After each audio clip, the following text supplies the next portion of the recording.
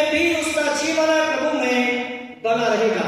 और कलाम कहता है मैं दीन होना भी जानता हूं और बढ़ना भी जानता हूं, हर एक बात और सब दशाओं में मैंने तृप्त होना, भूखा रहना, बढ़ना और घटना सीखा है, और जो मुझे सामर्थ्य देता है उसमें मैं सब कुछ कर सकता हूं। मैं दीन होना भी जानता हूं, मैं बढ़ना भी जानता हूं, और हर एक बात में और सब दशाओं में तृप्त होना, सारी चीजों को मैं बखूबी जानता हूं। और मैं अपनी जिंदगी को खुदा के हाथों में हर एक परिस्थिति में सौंपता हूं। और कलाम इस बात का खुलासा करता है जो मुझे सामर्थ्य देता है उसमें मैं सब कुछ कर सकता हूं। जब हम हर एक परिस्थिति में प्रभु में बने रहते हैं तो चाहे लाल सागर क्यों ना आ जाए, खुदावंद उसे चादर की नाई लपेट देता है। हमारी जिंदगी जब हर एक परिस्थिति में प्रभु में बनी रहती है तो कड़वा पानी मीठे पानी में तब्दील हो जाता है। हर परिस्थिति में जब हमारी जिंदगी प्रभु में बनी रहती है, यदि कोई शख्स मर भी जाए, खुदावंद यीशु मसीह लाजर जैसी शख्सियत को जिंदा कर देता है। लेकिन शायद हर परिस्थिति में इंसान एक सा नहीं रह पाता है, लेकिन खुदावंद का कलाम हर एक परिस्थिति में हमें जीना सिखाता है। और उसकी इच्छा को जानना बड़ा जरूरी है कि परमेश्वर की इच्छा हर एक परिस्थिति में हमारे जीवन के लिए क्या है। पहला थिस्सलुनीकियों उसका 5 अध्याय उसकी 16 से लेकर 18 आयतों पर यदि हम अमल फरमाएं तो कलाम धन्यवाद के बारे में बड़ा अच्छा खुलासा करता है।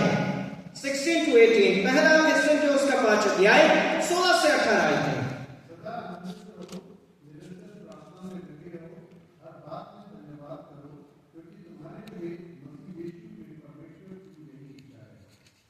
जब हम खुदावंद की उपस्थिति में बने रहते हैं, हम नहीं समझ पाते हैं। जब हमारी जिंदगी के अंदर परेशानियों का दौर आता है तो हम नहीं समझ पाते हैं कि ये परेशानियों का दौर हमारे जीवन में क्यों है।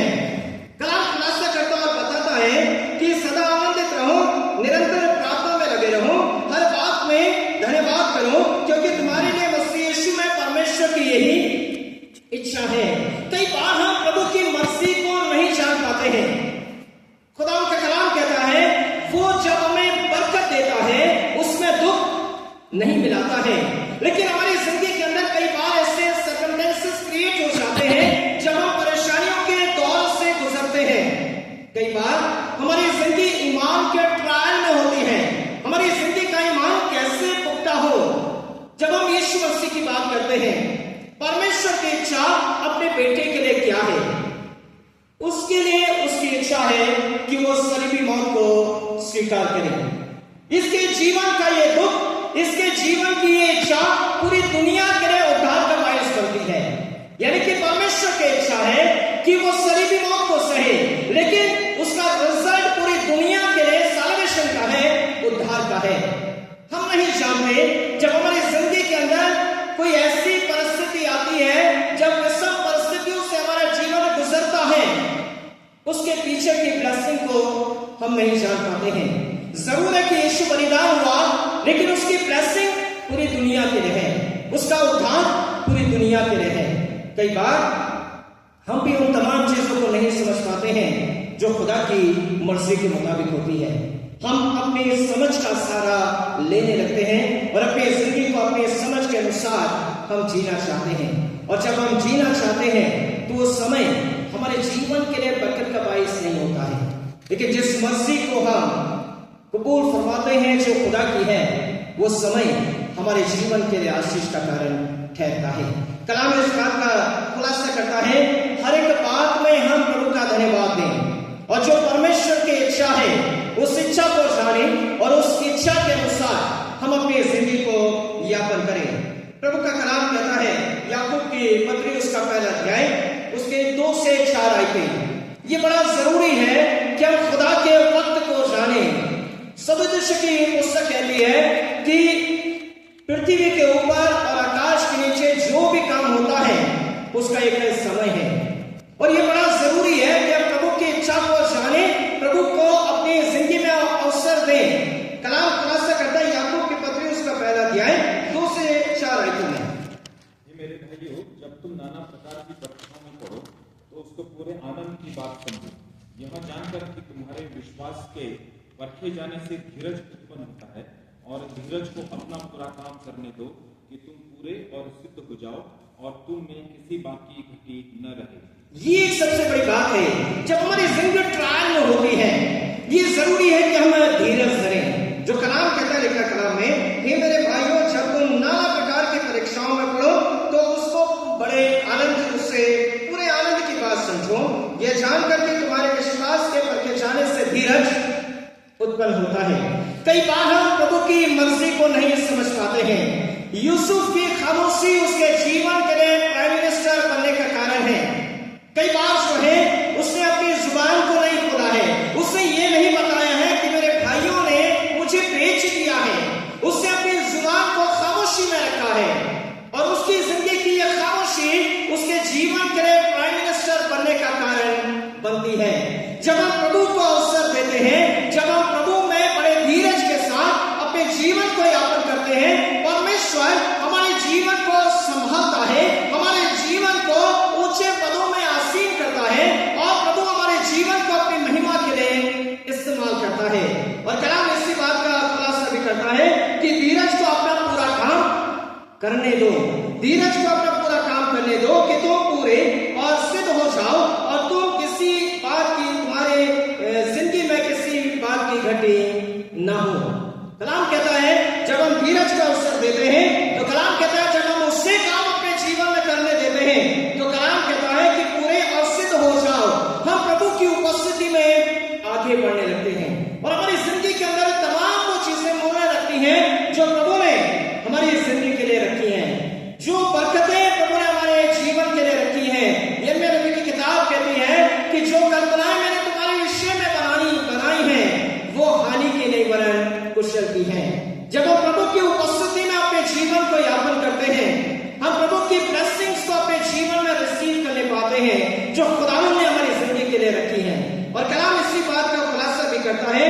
दूसरा कुरिन्थियों उसका 4 अध्याय उसके 15वीं और 16वीं आयत, जो सारी वस्तुएं प्रभु ने हमारे लिए रखी हैं, हम उससे रिसीव करने पाते हैं जब हम धीरज का अवसर देते हैं, जब हम खुदा पर ईमान रखते हैं और अपनी जिंदगी को प्रभु में स्थिर बनाए रखते हैं। हमारा जीवन तमाम बरकतों से भर जाता है। दूसरा कुरिन्थियों उसका 4 अध्याय उसके 15वीं और 16वीं आयत।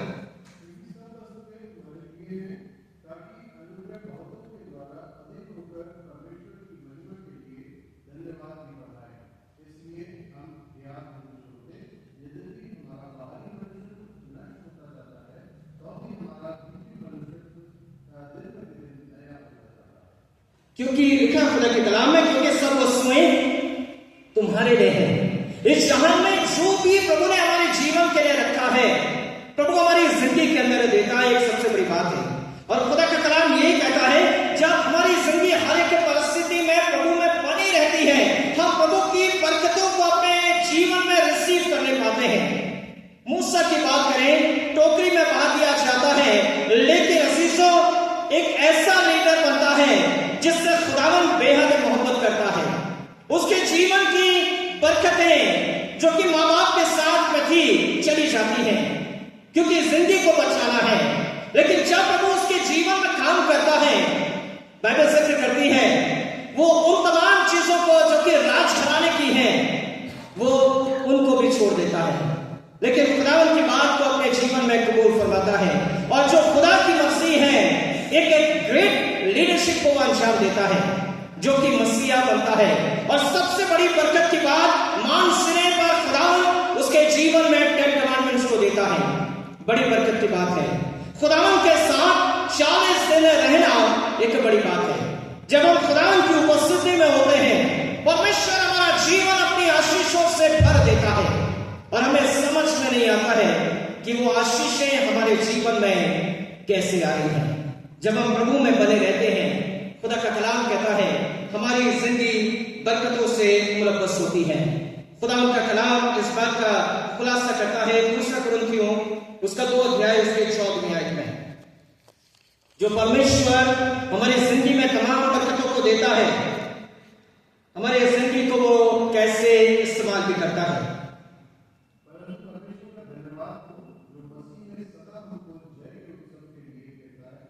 लिए देता है और अपने ज्ञान की सुगंध हमारे द्वारा हर जगह फैलाता है। ये एक सबसे बड़ी बात, जब खुदावन हमारी जिंदगी को अपनी बरकतों से मामूर कर देता है, हमारी जिंदगी खुदावन के नूर को जाहिर करने लगती है।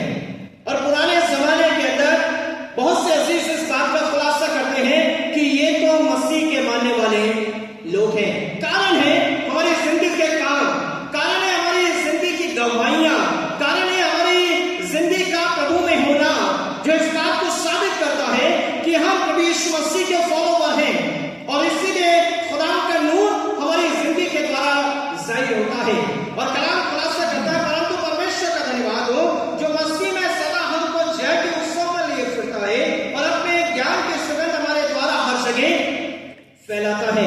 जब खुदावन हमारी जिंदगी को तमाम बरकतों से सेर और आसूदा कर देता है, तो खुदावन हमारी जिंदगी को बशारत के काम के द्वारा और अपने कामों के द्वारा हमारी जिंदगी को अपनी महिमा और अपने तमसीब के लिए इस्तेमाल करता है।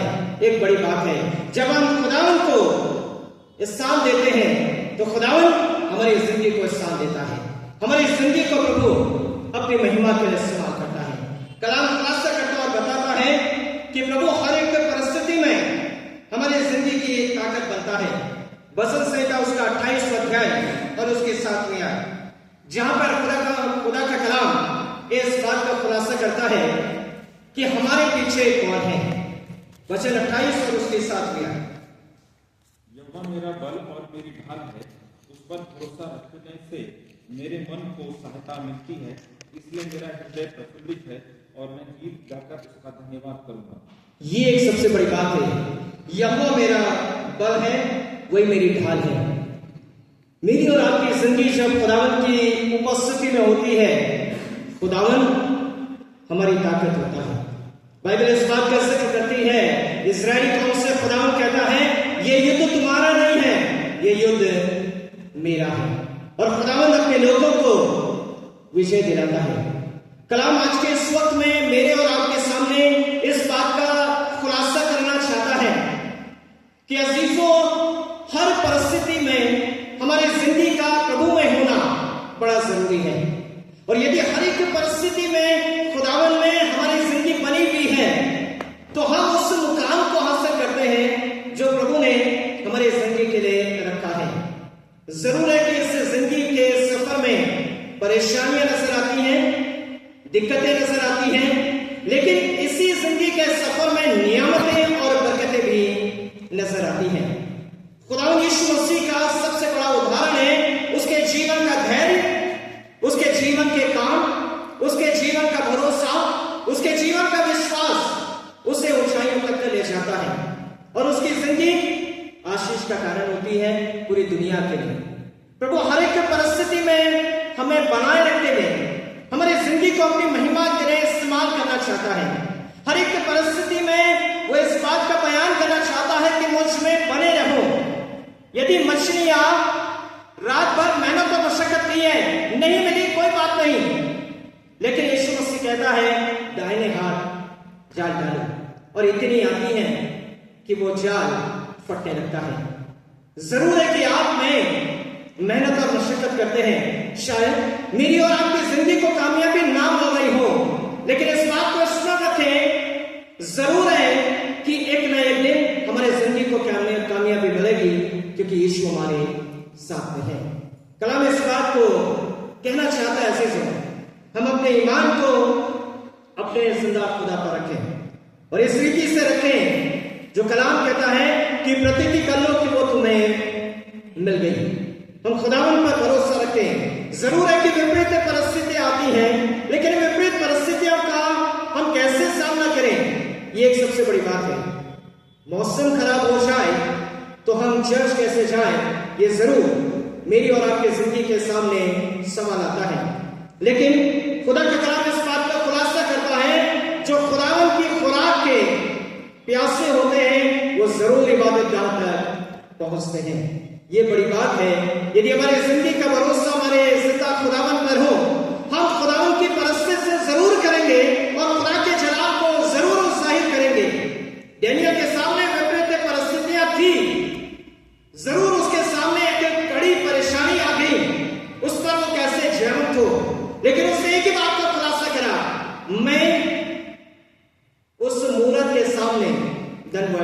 नहीं करूंगा। और उसने डिसीजन को ले लिया। और कलाम में इस बात का खुलासा करता है और इसके दौरान में वो सिर्फ और सिर्फ खुदा से दुआ करता रहा। आपकी मेरी जिंदगी जब किसी भी परिस्थिति में क्यों ना हो, हम खुदा से दुआ करें।